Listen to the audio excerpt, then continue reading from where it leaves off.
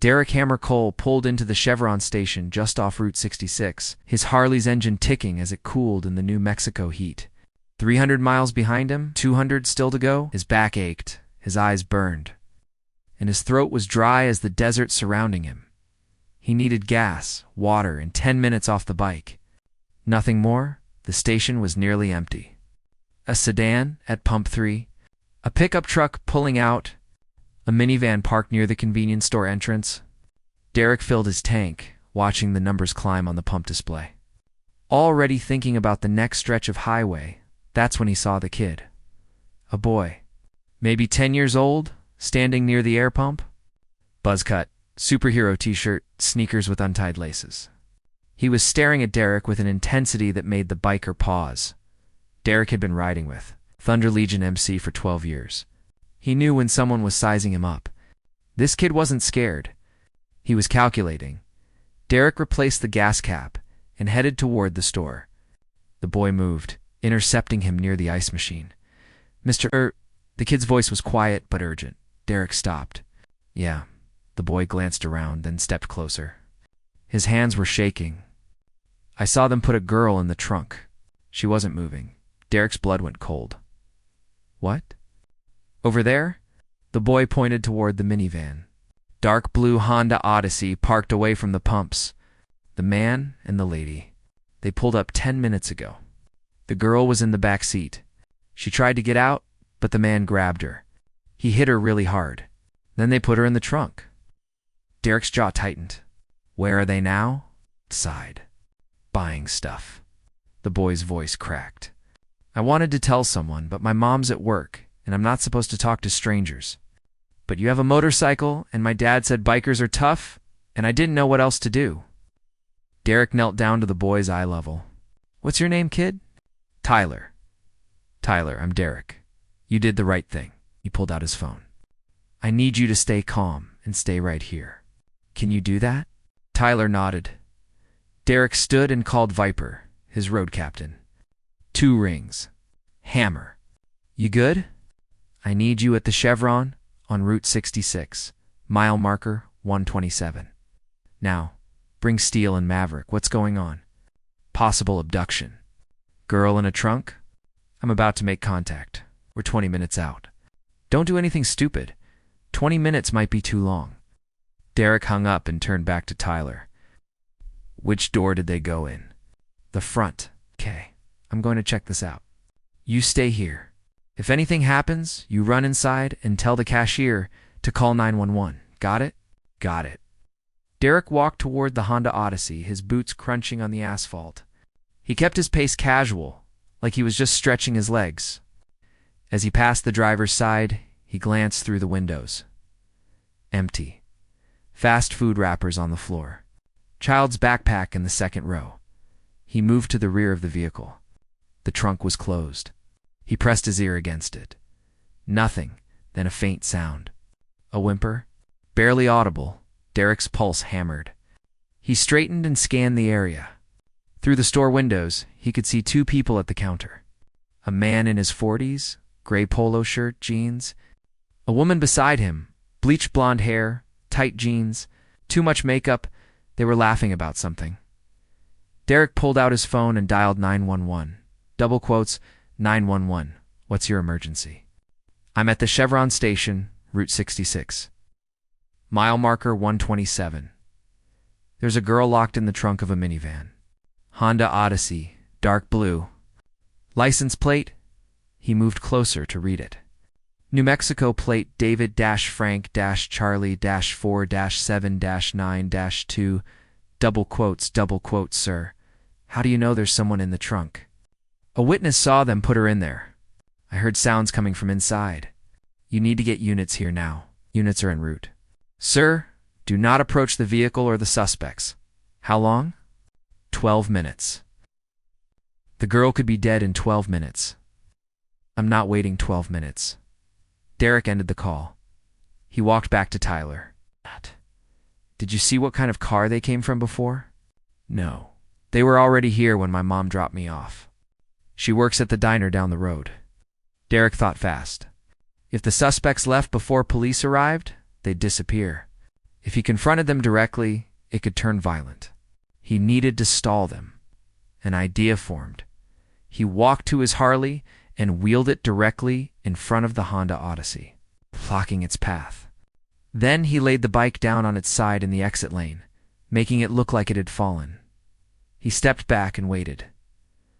2 minutes later, the man and woman emerged from the store. The man carried a plastic bag. The woman sipped from a fountain drink. They were still laughing. Derek positioned himself near his bike, pretending to assess the damage. The man noticed immediately. "Hey, you're blocking us in."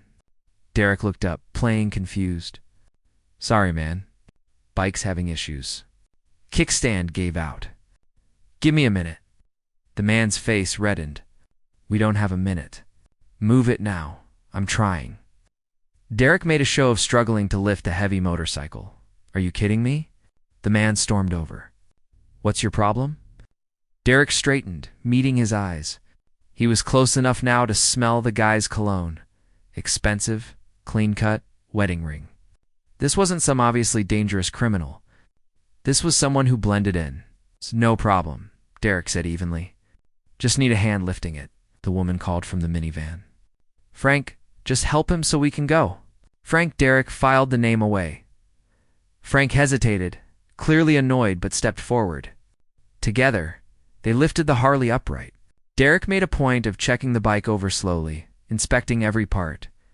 "It's fine," Frank snapped. "Move. Yeah. Just making sure nothing's leaking, Frank." The woman's voice was sharper now. "We need to go." That's when Derek heard it. A thump from inside the Honda's trunk.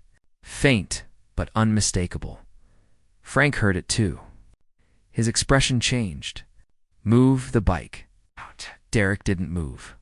"That your van? None of your business." "Funny. I thought I heard something coming from the back." Frank's jaw clenched. "You didn't hear anything? Maybe I should check." "Make sure everything's okay." Frank stepped closer, lowering his voice. "Listen to me very carefully. Get on your bike and ride away. Right now, or this is going to get ugly." Derek smiled. It wasn't a friendly smile. "I don't think you want it to get ugly." The woman got out of the van. "Frank, what's going on?" "Get back in the car, Diane." "Why is he getting the car?" Diane flinched but obeyed. Derek heard the distant rumble before he saw them. 3 motorcycles appeared on the highway, engines roaring. Viper, Steel, and Maverick. Thunder Legion, MC. They pulled into the station in formation, surrounding the Honda Odyssey. Frank's face went pale. "What is this?" Viper dismounted, 6'4" and solid muscle. His leather vest bore the Thunder Legion patch. "Problem here, Hammer?" "Yeah," Derek said. "This gentleman's got someone locked in his trunk. If you believe children deserve protection no matter what it takes, hit that LIKE button so this story reaches more people who need to hear it." Steel, a former Marine with a scar across his jawline, moved to the rear of the van. "Want me to pop it?" "Not yet," Derek said. "Police are on their way." Frank's panic turned to aggression. "You have no right. This is harassment." "I'm calling my lawyer." "Call whoever you want," Viper said. "But you're not leaving." Diane rolled down her window. "Frank, what's happening?" "Why are they saying, 'Shut up, Diane'?" Maverick, the youngest of the group at 28, circled to the passenger side. "Ma'am, you might want to step out of the vehicle. Not going anywhere." Diane's voice was shrill now. Derek kept his eyes on Frank. "Here's what's going to happen. You're going to stay right here until the police arrive. You're going to open that trunk. And you're going to pray that whoever's inside is still breathing. You can't keep me here. This is illegal detention." "Citizen's arrest," Viper said. "Look it up." Frank lunged toward the driver's door. Steel blocked him, one massive hand on his chest. "Easy." The sirens were audible now. 2 squad cars pulled into the station, lights flashing. The officers emerged with hands on their holsters. Everyone stepped back. Derek raised his hands. "I'm the one who called. There's a girl in the trunk of this Honda. Witness saw them put her in there." One officer, a woman in her 30s, approached Frank. "Sir, is this your vehicle?" "Yes. And these men are..." Is there someone in your trunk? Frank's silence was answer enough. Open it, the officer said. I want my lawyer. Open the trunk or we will. Frank's hands shook as he pulled the key fob from his pocket. He pressed the button. The trunk lid lifted. Derek had seen a lot in 12 years with Thunder Legion. Bar fights. Motorcycle accidents. One time, a meth house fire. But nothing prepared him for what was in that trunk. Ashley Martinez was 14 years old, though she looked 12. Petite frame, dark hair matted with blood, face so swollen her eyes were barely visible. Her wrists had ligature marks. Her legs were bent at an unnatural angle in the cramped space. She wasn't moving. The female officer gasped. Oh my God, get EMS here now. Her partner was already on the radio. We need an ambulance at Chevron, Route 66, marker 127. Critical, possible homicide. Derek watched as the officer carefully checked Ashley's neck for a pulse. 10 seconds. 15. She's alive, the officer said. Early. She's hypothermic and unresponsive. Steele turned away, his fists clenched. Viper's jaw worked silently. Maverick looked like he might be sick. The officers pulled Frank and Diane out of the vehicle, cuffing them both. You're under arrest for kidnapping, assault, and child endangerment, the female officer said. That's my stepdaughter, Frank shouted. This is a family matter. Your stepdaughter is barely alive in your trunk. Nothing about that is a family matter. The ambulance arrived within minutes.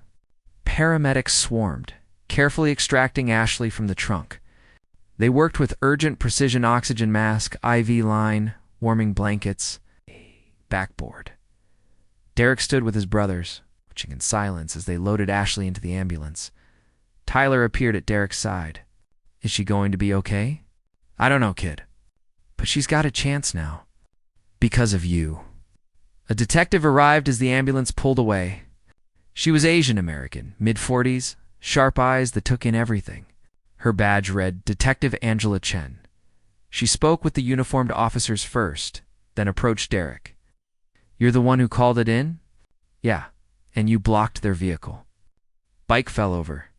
Mechanical issue. Detective Chen's expression said she didn't believe that for a second, but she nodded. Lucky timing. Walk me through what happened. Derek recounted everything. Tyler's approach. The sounds from the trunk. The stalling tactic. Chen took notes, asking clarifying questions. The witness, she said. The 10-year-old. Where is he? Tyler stepped forward. I'm here. Chen knelt down.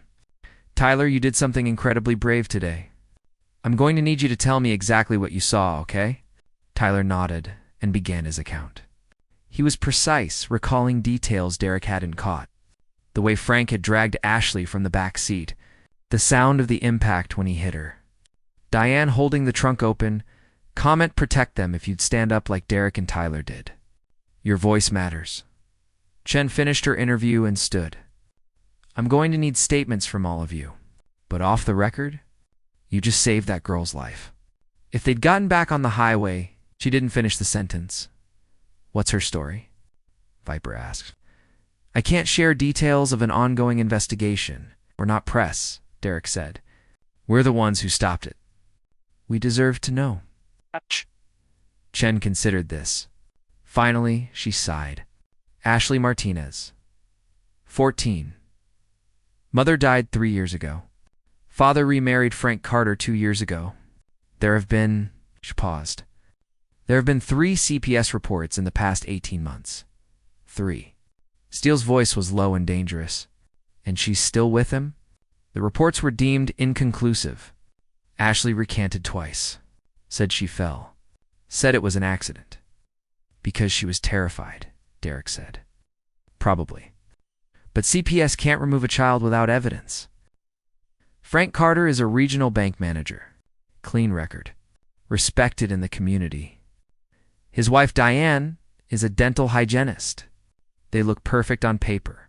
And in reality, we're about to find out just how not perfect they are. Chen's phone buzzed. She glanced at it, and her expression hardened. Hospital says Ashley has 3 broken ribs, A fractured jaw, internal bleeding, and signs of prolonged abuse. Bruises in various stages of healing. She's in surgery now. Maverick spoke for the first time. Is she going to make it? Doctors say it's touch and go. If you'd called this in 5 minutes later, if they'd gotten on the highway, if they'd driven another hour, Chen shook her head. She wouldn't have survived. Derek thought about that. 5 minutes. The difference between life and death. Because a 10-year-old kid had the guts to speak up. What happens to them? Derek nodded toward the squad cars where Frank and Diane sat in separate vehicles. They're being transported to county jail. I'm executing a search warrant on their residence as soon as I leave here. Based on what we've seen, I'm expecting to find more evidence of abuse. If Ashley survives, her testimony will bury them. If she doesn't, then we charge them with murder. The detective left. The scene began to clear. Tyler's mother arrived, having been called by the police. She was a tired-looking woman in a diner uniform. She nearly collapsed when she heard what her son had witnessed. She hugged Tyler so hard he squirmed. "Baby, you could have been hurt. You should have come straight to the diner?" "It wasn't time, Mom. She needed help right away." Tyler's mother looked at Derek with tears streaming down her face. "Thank you. Thank you for listening to him." "Your son's a hero," Derek said. "He's got more courage than most adults I know." Tyler blushed. "I just did what anyone would do." "Oh," Viper said. "Most people would have looked away, told themselves it wasn't their business. You spoke up. That's rare." After Tyler and his mother left, the 4 bikers stood together in the parking lot. The sun was setting now, painting the desert in shades of orange and gold. "Hell of a day," Steele said. "Yeah," Derek looked at his Harley, still parked where he'd dropped it. "I need a drink." "I need 10 drinks," Maverick said. "First, we need to follow up," Viper said. "Make sure that girl's okay. Make sure those pieces of garbage go away for a long time." Carrick nodded. Agreed. They exchanged numbers with Detective Chen, who promised to keep them updated. Then they rode to a motel outside Albuquerque, booked rooms, gathered in the parking lot as night fell. Derek's phone rang at 11 p.m., unknown number. He answered, "Mr. Cole? This is Dr. Reyes from University Hospital. Detective Chen gave me your number. I wanted to let you know that Ashley Martinez made it through surgery. She's stable." Derek exhaled. "She's going to live? Barring complications, yes. It'll be a long recovery, but she's strong. Stronger than she should be, given what she's endured. Can we see her?" "Not tonight.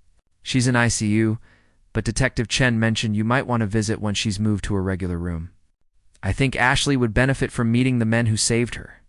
Thank you, Doctor." Derek relayed the news to his brothers. They didn't cheer or celebrate. They just nodded, grim relief on their faces. 3 days later, Derek, Viper, Steele, and Maverick walked into Ashley's hospital room. She was awake. Propped up in bed, her face still badly bruised but no longer swollen, an older woman sat beside her, Ashley's grandmother, who'd flown in from Texas. Ashley looked at the 4 bikers with wide eyes. "You're them, the ones who stopped him." "We are," Derek said. "How are you feeling?" "Like I got hit by a truck." Her voice was raspy. "But alive." "Detective Chen said you blocked his car. That you wouldn't let him leave?" "Your friend Tyler's the real hero," Derek said. "He saw what happened and spoke up. That took guts." Ashley's eyes filled with tears. "I tried to run away twice before. Each time, he found me. Each time, it got worse.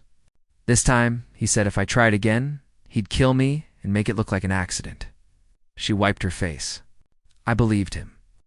Her grandmother gripped her hand. "You're safe now, Mia. He can't hurt you anymore. Detective Chen told me they found stuff at the house," Ashley continued. "Pictures, videos. Evidence that he's been hurting me for 2 years. She said I'm not the only one. There were other girls before me." Derek's blood ran cold. "Other girls?" "Frank's first stepdaughter. She disappeared when she was 16. Everyone thought she ran away. Now they're investigating. Share this video. Awareness saves lives. The next Ashley Martinez might be in your neighborhood." Viper spoke quietly. "You testified?" I will. Detective Chen said my testimony is the key to putting him away forever. Him and Diane. She knew. She helped. Ashley's voice hardened. She would hold me down sometimes when he got really angry. The room fell silent. Good, Steele said finally. Then we'll be at that trial. We'll sit right behind you. And when you get scared, you look back at us. You remember that you're not alone. Ashley smiled for the first time. It was small and fragile, but it was real. Thank you. The trial took 6 months to prepare. Derek received regular updates from Detective Chen. The case grew more horrifying with each revelation. Frank, Carter's first stepdaughter, Melissa, had been 16 when she ran away 7 years ago. Investigators found her remains buried in the desert 40 miles outside Albuquerque. Cause of death, blunt force trauma to the skull. Diane Carter had been married to Frank for 8 years. She'd participated in the abuse of both Melissa and Ashley. Text messages recovered from her phone showed she'd actively helped conceal the crimes. CPS came under intense scrutiny. 3 reports had been filed about Ashley, one by a school counselor, one by a neighbor, one by Ashley's biological grandmother. All 3 had been marked unfounded or inconclusive. Due to lack of physical evidence and Ashley's coach denials, the system had failed her. Multiple times Derek attended every day of the trial. So did Viper, Steele, and Maverick. They sat in the second row, Thunder Legion patches visible, a wall of support behind Ashley as she testified. She was incredible, 14 years old and facing her abusers in court. Recounting in heartbreaking detail the 2 years of torture she'd endured. She didn't cry. She didn't waver. She told the truth. When the prosecutor asked her, "Why didn't you tell someone?" Ashley's answer was simple. I did. 3 times. No one believed me. Or they believed me, but they didn't do anything. So I stopped trying. What was the point? The jury deliberated for 4 hours. Guilty on all counts. Frank Carter, kidnapping, assault, child abuse, first-degree murder of Melissa Carter, attempted murder of Ashley Martinez. Diane Carter, kidnapping, child abuse, accessory to murder, obstruction of justice. Frank got life without parole. Diane got 30 years as they were led out of the courtroom. Frank turned and looked at Derek. The hatred in his eyes was palpable. Derek stared back, unflinching. 6 months after the trial, Derek received a call from Detective Angela Chen. Hammer, you busy? Not particularly. What's up? I wanted to give you an update. Ashley's doing well. She's living with her grandmother in Texas. She's in therapy, but she's back in school. Honor roll last semester. That's great. There's more. She's been working with a local legislator. They're introducing a bill called Ashley's Law. It would require mandatory investigations of all CPS reports. It's not just the ones that meet certain criteria. And it would mandate training for teachers and medical professionals to recognize signs of abuse. Derek felt a surge of pride. She's a fighter. She is. She wanted me to tell you something. She said, "Tell Hammer and the Thunder Legion that I'm not just surviving, I'm living. And I'm going to make sure other kids don't fall through the cracks like I did." Derek's throat tightened. "Tell her we're proud of her." "I will. One more thing. Tyler, the kid who witnessed everything his mom, called me yesterday. Apparently he's been talking about becoming a police officer when he grows up. Says he wants to help people like you guys did. Kid's got a good head on his shoulders." "Yeah, listen, I know Thunder Legion isn't exactly conventional partners for law enforcement, but you guys did good work here. Real good. If you ever come across something like this again, call me. I don't care what the rule book says. Sometimes you need people who are willing to step up when it matters." Noted. "Stay safe, Hammer." Derek hung up and walked out to the Thunder Legion clubhouse parking lot, where Viper, Steele, and Maverick were working on their bikes. "That was Chen," Derek said. "Ashley's doing great. And there's a law named after her now." Viper nodded. "Good. She's going to make sure other kids don't get ignored like she was." "Even better." Maverick looked up from his bike. "Think we'll run into something like this again?" Derek thought about that. Route 66 stretched 3,000 miles. Millions of people traveled it every year. Then in all those travelers, there were predators, abusers, People who hurt kids because they could, probably, Derek said. Then we'll be ready, Steele said. Derek's phone buzzed. Unknown number, he answered. Is this Derek Cole? Who's asking? My name is Marcus Webb. I'm a trucker. I've been following the Ashley Martinez case. I was at a rest stop in Oklahoma 2 days ago and I saw something. A guy and a woman with a little boy. The kid looked wrong. Scared. Too quiet. They put him in the back of an RV, and when I walked past, I heard crying. I got their license plate. I don't know if it's anything, but after what you did for Ashley, I figured I should call someone who'd actually do something about it. Derek grabbed a pen. Give me the details. As Marcus recited the license plate number, vehicle description, and location, Derek felt that familiar weight settle on his shoulders. The weight of knowing. The weight of responsibility. He looked at his brothers. They were already grabbing their keys. Thunder Legion had a new mission, and somewhere in Oklahoma, a little boy in an RV was about to discover that heroes don't always wear badges. Sometimes they wear leather and ride Harleys, and they never, ever look away. Asterisk. Asterisk. If this story moved you, hit LIK. Comment what shocked you most. Subscribe for more stories of unlikely heroes who protect the vulnerable. Share this to spread awareness. It might save a life.